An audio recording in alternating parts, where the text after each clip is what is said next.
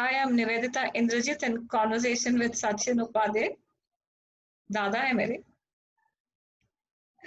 Hi, Dada. Hello. So I know you to be an artist, and we met in Chitra Sante, Yeah. and with you came along Shirish Dada. Yeah. So, can you tell me about your childhood? I'd like to know how you were born. What was your childhood like? I remember the story that you told me about how your father used to paint and you would use his work. So, Yeah. Actually, I was born in Hyderabad. oh wow, I didn't know this about you. I was brought up in Belgaum, but my Okay. mother is from Hyderabad. So I was born in Okay. Hyderabad. And my childhood was like any other normal childhood. I was very close to my grandfather, especially. Okay. I had good time in my school. I was known to be a good student, not a brilliant student, but a very good student. The teachers, my friends, everyone was very encouraging.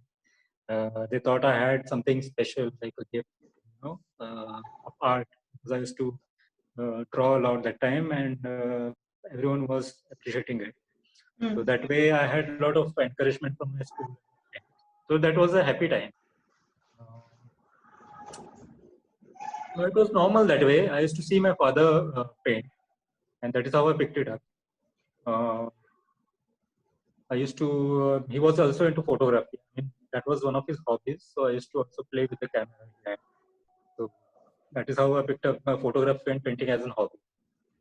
Painting kept on going on. I used to paint, and that's it. I don't know when exactly I started, but I kept on painting. My father used to like keep on giving us the art material, the papers, the pencils, everything, whatever we wanted. He kept on getting it in the house, asking us to paint. He used to make me do 5 sketches every day during my holidays. Okay. So yeah, that is how I used to practice. That kept on happening, and then I think I started oil painting when I was, I think, around 12 years old, 12, 13 years old. My father had a lot of artist friends. So I used to visit them a lot. I used to visit their studios, and they used to guide me, give me small tips, like what to do, what not to do, small mistakes that I was doing. Just a few tips, do's and don'ts, like. And that is how I learned from them. I never went to any formal, art class or school or anything.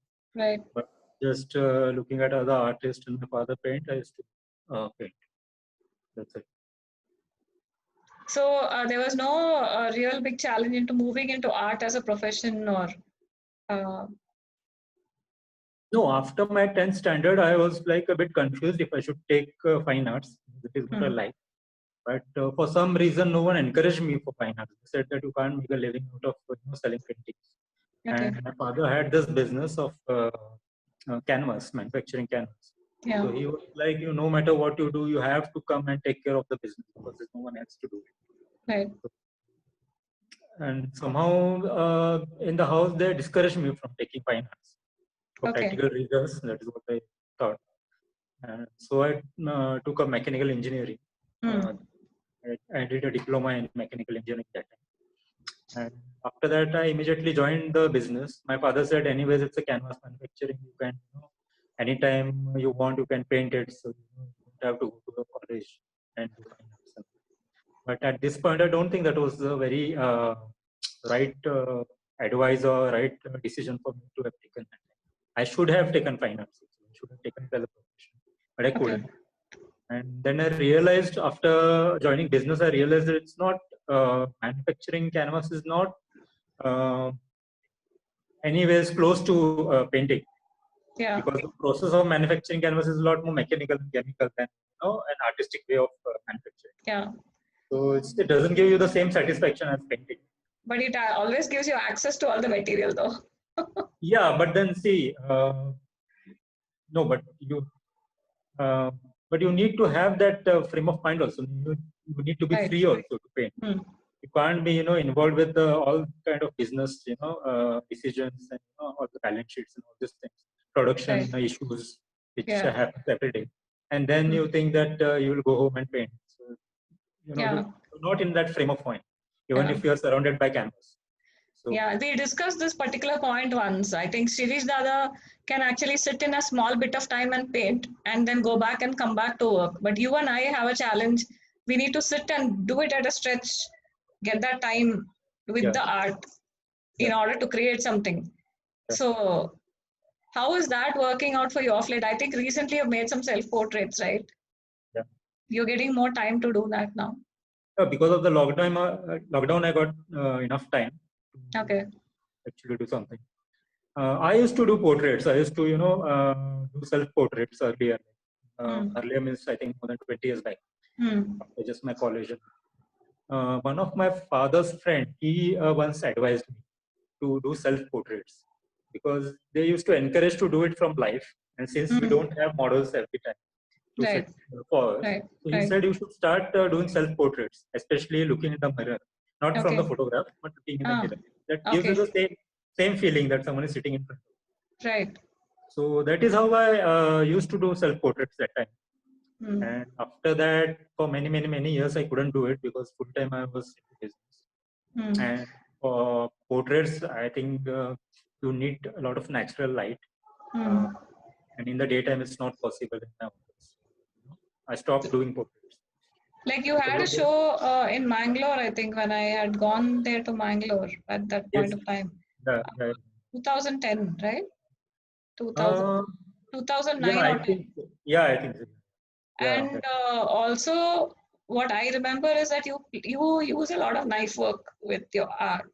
yes, So how did your art develop? Like when you originally started off, yeah. how did you start off with your art? Like how did the progress happen? Like, When I started with oil paintings, I used to do with regular brush. okay, Uh, and my only concern every time was the painting shouldn't look dull. It shouldn't look muddy because I used to overdo it a lot of time. okay, okay. It was every time that was my concern. And that was Hmm. like my struggle to when I was painting. So after a few years of painting, I saw one of the painting, I think in a movie or in a TV program, I don't know where. I asked my father because it looked different. I asked Hmm. my father how it is done, and he said it is something called as a palette knife, Yeah. and was done with that. So I asked him if he can get it in Belgaum, can you get it for me? And that is how I started doing with the palette. And the moment I started using thick colors, I think I understood the medium better of Ah, oil paints. okay. And after that, the quality of my work improved much better than what I used to do earlier with brush. Yeah, I see that you do a lot of depth very easily. Like the the landscapes that works that I've seen, Yeah. the color contrast or whatever, it just comes very easily. I feel like I mix a lot of colors on the canvas itself. I don't mix on palette much. I use two, yeah. three colors. I just keep mixing. I just go with the flow. So do you Sometimes, explore other mediums also, or are you like very comfortable with oil? Because oil takes a lot of time to dry and all also, right? yeah, but I tried Right. once acrylics, but I Ah, didn't like it because it was okay. drying too fast for my kind of style. Okay. So, and I love oils. I just love that feel of that oil paint, Yeah. Even the thick. smell of that oil. Yeah, the smell of it. I just love it. So, I'm very happy with oils. Plus, Okay. I'm doing a lot of sketching now. Okay. I like to improve more on the charcoal sketching. It all depends. The time if I get, I will. I think explore watercolors also, which I used to do long back in my school days. But I'm open to all mediums actually. It all depends. How did photography evolve in your life? Photography, I was always into, always liked photography, but we didn't had a very good camera that time. When Hmm. I was, in the position to do photography, I didn't had in a house we didn't had a professional camera. My father's friend had a professional camera, so I used to borrow it from him and then go out for 2 3 days, take pictures. That is how I learned photography. And I think in after my college, maybe I think around in '98, I got my first camera, so SLR camera. Hmm. Since then, I have been painting. I have been photographing, Right. and only after like the Facebook and all, people started coming to know like what I photograph. I started sharing with them. Yeah. So people started approaching me for for professional Yeah, you do portfolio work, right? Also, Yeah, apart from the regular. I do So, mainly what are the genres you like with photography? I know you like clicking a lot. I know, and when we came to Belgaum, also you had some new lens that you had got yeah, yeah. that time. I like portraits. I like portraits. That's my favorite subject. And there's a lot of portrait work that you do with elements of nature a lot. You, that's what I've observed. Yeah. No, Like there both. is, I work indoors as well as I work outdoors. which do you prefer? Both actually. It depends what I want to achieve. Okay. With indoors, you have a lot of control with the light. Okay.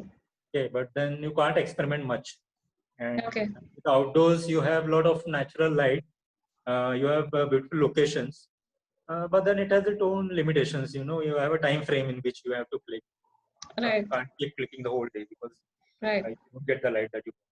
So both has different challenges, and I like Hmm. both. Actually. Like And I've seen you give the camera to Arya also.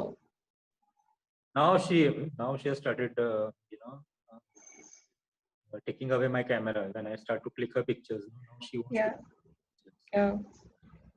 I hope she picks up this hobby. And what about cycling? How did that happen?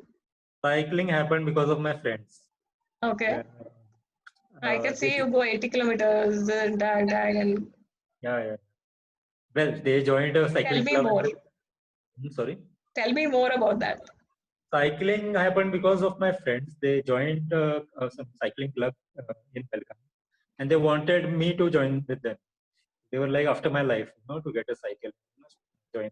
So that is how it started. And slowly I started liking it because in Belgaum, if you go like 10 kilometers, you go out of the city, just enjoy nature. It's a lot of greenery around, so you enjoy that. So that is how I started cycling, and it helps me also because I'm not very, I'm not much into like physical activities because the whole day I'm sitting in the office. So I thought this is a good way, at least to keep myself fit. Cycling, yeah, is helping me actually. So, how did you meet your wife? I met my wife. My wife is actually a cousin of my brother-in-law. Okay. So they happened to arrange the meeting. She's basically from Ajmer, and I refused to go to Ajmer because it was too far. So they arranged a meeting in Indore, is where my brother stays. So I went to Indore. She came from Ajmer to Indore, and then we met there. It took us like 2-3 months to just talk and discuss things. Agree.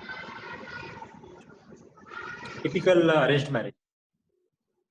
Yeah, but when I see you, my heart warms up. Like the way you interact with each other, and I know the photographs you've clicked of your family and stuff. There, it speaks a lot more. For me, I think what you are, you're not very expressive in terms of words. You don't speak much in terms of words, but I think your photographs speak. At least that's what I perceive. Well, I'm glad if you connect with my photographs. That is how it is supposed to be. Like, Yeah. photography is a medium to express. If you can connect with any form of art, then there's nothing like it. And yes, So if you have models at home, then it's easier. Just yeah.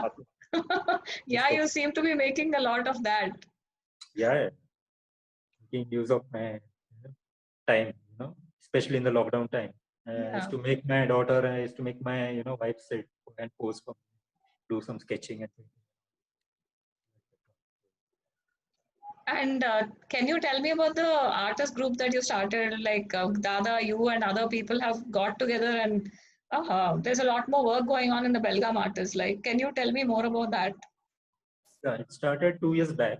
Um, we met at a small gathering. It was not supposed to, be starting off a group or anything else. But once we met, someone suggested that we should start a group. That is how we started. And me and Shirish sir, we have been very consistent, taking this group forward. Every month we have a meeting, like we have around 45-50 members. And every month we meet on one of the Sundays. And whenever possible, we go out outdoors. At least twice a year, we have a group for shows. Okay. So, and because of my business, I was in touch with a lot of artists from Belgaum. anyways. So Okay. it was easier for me to contact them and get to Right. form a group. Yeah, it's a good thing that this thing has come up actually. A lot of activities are happening now. Yeah. And I think in the meetings also you show the artwork of two people every time and stuff like that, right? Yes, yes, yes. We try to show our works, everything that we do. Like we try and share our works. Of course, on WhatsApp we do it on a daily basis. But once we have a meeting, then we like bring a new books. It's open for discussion. We just discuss. Just to appreciate, motivate the person. Yeah. So I think a lot more can be done in terms of art and promoting the art, right? Like I think I'm probably going to be involved, Yeah, yeah. interviewing with them and checking out. For many years, nothing was happening in Belgaum. Yeah. And nothing means absolutely nothing was happening. And everyone, whenever we used to meet, we used to say that something should be done. Yeah. But somehow we formed this group, and now the things have been. We have been planning. We have the people now. If you want to organize something, we have people. Yeah. So good times for us now. We have done a lot of shows recently. Once I think last year we had floods in Belgaum. So then we had charity shows. Yeah. Continuously we had 6 shows. We gathered some amount for charity. Yeah. It's a good thing that at least people are coming to exhibitions. Yeah, Dada was also talking about a park where you wanted to go and do some art and talk about keeping that space and the trees over there. Yeah, that is our project. Because of this coronavirus thing got delayed. Yeah. But we were like concentrating on doing this project, like highlighting this project that should save this. We have a place called Vaccine Depot. It's an actual natural park. It's a huge park, natural trees, and we thought there have been a lot of lot of I think politicians or some people trying to take advantage of that space. So we thought it's important that we should highlight this issue and just Yeah. save that space the way it is. Yeah. Because the one thing I enjoyed about coming to Belgaum was the green spaces. Yeah. This is the best part, and we thought we should save that. Yeah, it's like the identity also of the place. I mean, if I Yes. look at a lot of work that you do, also it's got a lot of nature in it. Like Yeah. it's like as if it's been inspired from the spaces you have been in. Yes, it's natural actually. Yeah. What we see is what we imagine, and that Yeah. is what I see around. I see a lot Yeah. of trees, a lot of forest around. So that is what Yeah. inspires me. So that is And tomorrow, if we don't really have the forests and earth, then we will just leave around dump yards for the children and grandchildren. seriously And if we we will don't start take care of painting buildings. earth Yeah, right now, yeah. Something has to be done, at least in some way. yeah, It's good that we are here, enjoying this as long as it's here. yeah. And art is the best way, to represent nature. So what else, Dada? What else? You tell me. So are there anything else that you do that I'm not aware of? Like art, I know. Photography, I know. Yeah, art, photography, cycling, that's all. And the projects and the group. Yeah. If there was anything that you were going to say to the artists who are taking that path to make it their profession, what would that be? Or if you were talking to parents about their children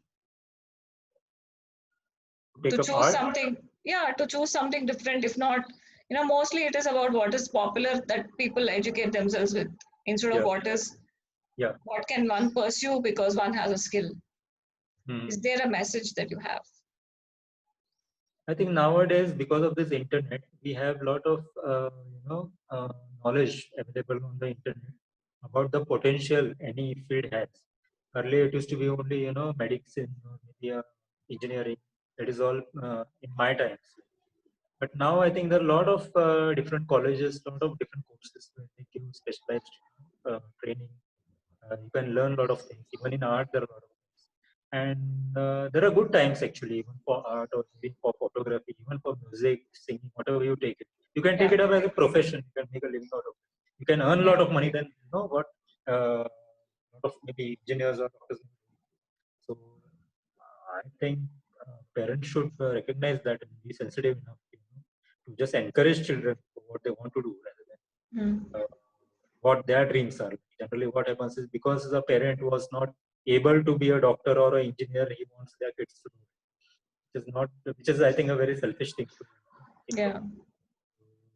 It's very important that they give their kids the freedom, and no matter, even they might fail sometimes, but there's a lot of time for them. Right. 1 or 2 years or 3 years is not going to make so much harm. At least they are trying to do something that they like it. Yeah.